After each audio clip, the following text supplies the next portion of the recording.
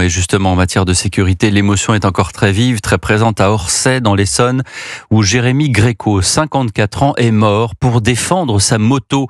Dans la nuit de jeudi à vendredi dernier, vers 4 heures du matin, dans un quartier résidentiel, cet agent municipal est réveillé par l'alarme de sa moto. 3 hommes, 3 clandestins, dont un sous OQTF, tentent de la lui voler. Il finit percuté par leur camionnette alors qu'il tente de les faire fuir. Dans le quartier, on ne comprend pas, comme l'a constaté Guillaume Dominguez pour Europe 1 reportage. Le quartier résidentiel du Guichet, une rue en pente bordée de pavillons où seul un bouquet de fleurs et quelques bougies déposées sous le portrait de Jérémy Gréco rappellent le drame qui s'est déroulé ici.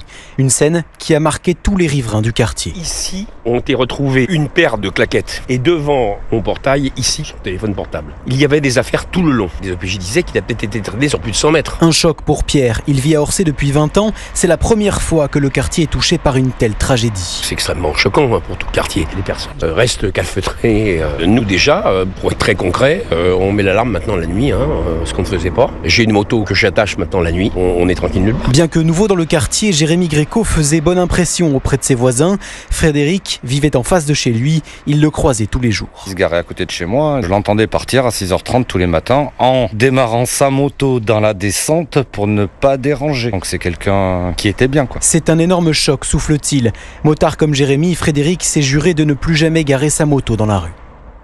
Reportage de Guillaume Dominguez pour Europe 1.